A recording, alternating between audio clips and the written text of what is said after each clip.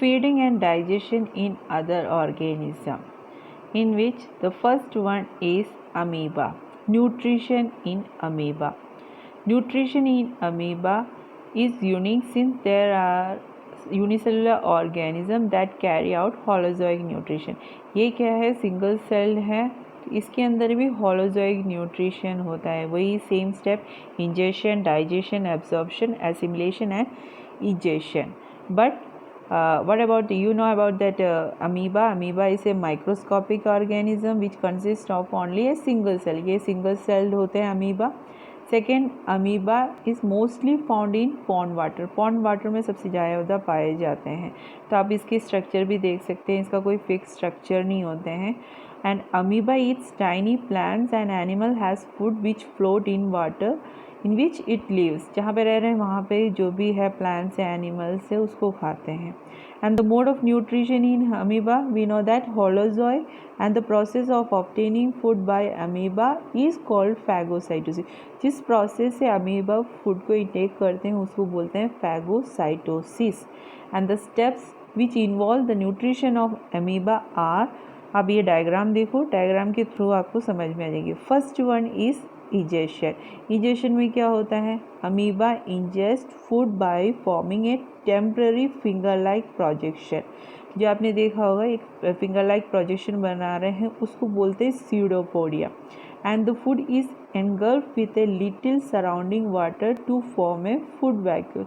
जो surrounding water के अंदर एक स्ट्रक्चर बना लेंगे, एक टेम्पररी स्टोमक जैसे एक स्ट्रक्चर बना लेंगे, उसको बोलते हैं food vacuoles inside that amoeba.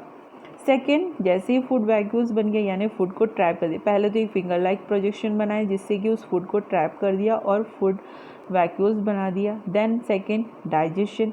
In amoeba food is digested in the food vacuoles by digestive enzyme. इस फूड वैक्यूल्स के अंदर बहुत सारे डाइजेस्टिव एंजाइम्स प्रेजेंट होते हैं जो क्या करते हैं, इस फूड पार्टिकल्स को, कॉम्प्लेक्स को सिमिलर में ब्रेक डाउन कर देते हैं और वो सॉल्युबल मॉलिक्यूल्स बन जाते हैं. Next one after that, absorption. The digested simple and soluble substance passes out of that food vacuoles into that surrounding environment. अब उसके बाद क्या होता है, वो फूड वैक्यूल से वो सारे फूड है अपनी सराउंडिंग में चले जाते हैं, दैट जिसको हम मीन्स वो जो अमीबा है उसको यूटिलाइज कर देते हैं. Next, assimilation. तो एसिमिलेशन स्टेप में देखो, the absorbed food materials are used to obtain energy through respiration and make the part of a amoeba cell which leads to the growth of amoeba. अब ये assimilate हो गया है, जो भी एब्जॉर्ब फूड है उसको एनर्जी के फॉर्म में यूटिलाइज कर दिया. Then egestion, the last step. The remaining undigested material is moved to the surface of the cell and throughout that the body of. इसमें कोई पर्टिकुलर स्ट्रक्चर नहीं है जैसे हमारी बॉडी में प्रेजेंट रहते हैं. तो जैसे ही फूड अनडाइजेस्टेड फूड है वो उसकी बॉडी सरफेस से बाहर की तरफ रिलीज हो जाता है. That process we call as egestion. This all about that the nutrition in amoeba. Next, hydra is a simple multicellular animals. Multicellular, that means it contains many cells and it has a number of tentacles around its mouth which are used for that ingestion of food.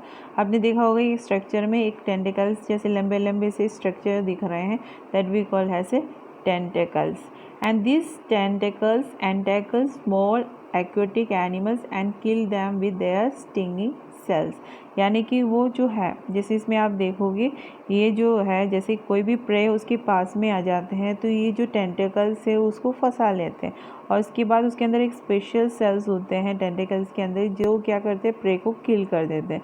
फिर उसके बाद ये जो tentacles है उसके mouth के अंदर जो ये प्रे है उसको पुश कर देते हैं और ये उसकी बॉडी कैविटी में पहुंच के डाइजेशन प्रोसेस कंप्लीट कर लेते हैं. This all about that hydra nutrition.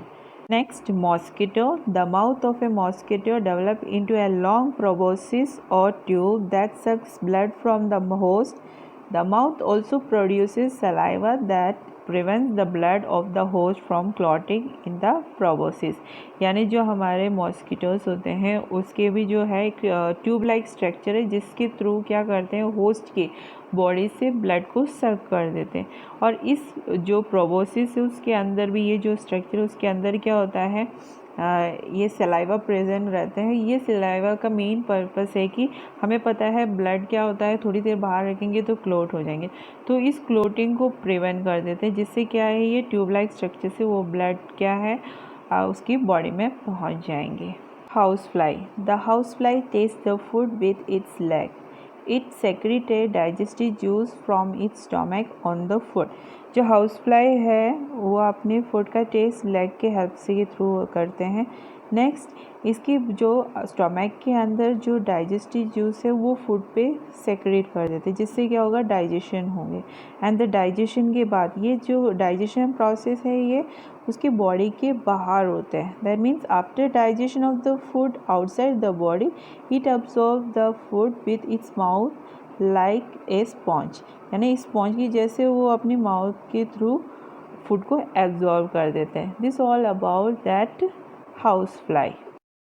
Modes of nutrition in ruminants. Digestion in herbivorous animals like cow, buffalo, horse, goat, sheep, etc. show a unique features, and these animals feed on the plants and its parts. Since all plants cells are protected with a specially hard materials called cellulose. जो भी plants आपने देखा होगा कि बाहर की जो coating है वो किसके बने होते हैं, सेलुलोज के बने होते हैं, और ये सेलुलोज एक कार्बोहाइड्रेट का फॉर्म ही होते हैं। ठीक है, कॉम्प्लेक्स कार्बोहाइड्रेट भी हम उसको बोल सकते हैं। हम लोग भी कार्बोहाइड्रेट लेते हैं बट हमारे जो कार्बोहाइड्रेट है वो ईजिली ब्रेक कर सकते हैं, तो हमारे उसमें ज़्यादा स्टेप्स में ज़रूरत नहीं है। यहाँ पे क्या होता है, ज़्यादा स्टेप्स को फॉलो करना पड़ता है, तो एक्स्ट्रा प्रोविजन करना पड़ता है किसके लिए, for the break down of this cellulose. So इसमें क्या होता है, first the swallowed food goes into the chamber, यानी कि जो चैम्बर है first stomach of the ruminants के अंदर भी क्या होता है 4 कंपार्टमेंट्स होंगे।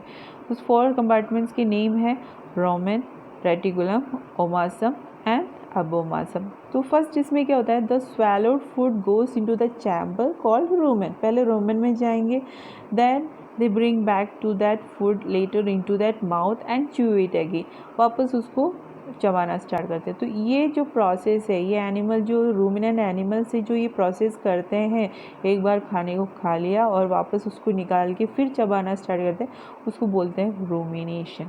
So the swallowed food first enter the rumen where the microorganism begins the digestion of the food. जो rumen में जो microorganism है वो start कर लेते हैं डाइजेशन, वो जो फूड का डाइजेशन का जो मतलब जो हमारे सेलुलोज है उसको ब्रेक डाउन करना स्टार्ट कर देते हैं।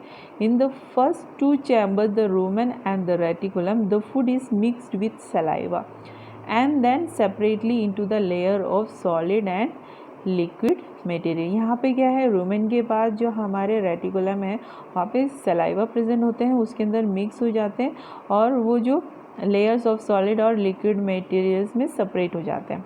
Then the solid clumps together to form the cud और बॉलस। जो सॉलिड की जैसे क्लम्स की जैसे फॉर्म में मिलेंगे उसको हम बोलते हैं कर्ड और बॉलस।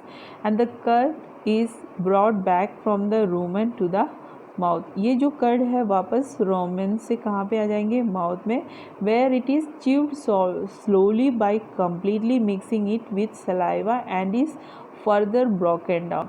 ये फिर उसको क्या करेंगे, सलाइवा के साथ मिक्स करके और अच्छी तरह उसको ब्रेक डाउन करेंगे। And when the curd is chewed and swallowed again it enters the omasum. अब वो कहाँ पहुँच गए हैं, ओमासम, where the food is broken down further into a simpler compound that enters into the abomasum। यानी कि यहाँ से ये फूड है ब्रोकन डाउन हो जाएंगे, सिमिलर कंपाउंड बन के वो कहाँ पे पहुँच जाएंगे, अबोमासम। और अबोमासम के बाद then the hydrochloric acid and digestive juices are secreted in these chambers and the food is now fully digested। तो उसके बाद क्या करेंगे, ये जो अबोमासम में जो हाइड्रोक्लोरिक एसिड है, डाइजेस्टिव जूसेस है, ये सारे क्या करेंगे, जो भी बचा कुछ है वो सबको fully digest कर देंगे। and it is then sent to the small intestine for absorption and leftover undigested food is passed to the large intestine from where it is excreted। and जो भी बाकी है जो है वो सारा क्या है, ये जो डाइजेस्टेड फूड है वो सारा तो हो गया, देन उसको कहाँ पे भेज देंगे, स्मॉल इंटेस्टाइन, वहाँ पे एब्जॉर्प्शन होगा। और अनडाइजेस्टेड फूड है वो कहाँ पे पास हो जाएंगे, लार्जेस्ट इंटेस्टाइन, फिर वहाँ से एक्सक्रीशन प्रोसेस होंगे। The grass is rich in cellulose and we human can not digest it, और हमें पता है ग्रास के अंदर सबसे ज़्यादा सेलुलोज प्रेजेंट रहते हैं, उसका डाइजेशन हम ह्यूमन बींग्स नहीं कर सकते। This all about that modes of nutrition in ruminants. In this way the chapter will be finished.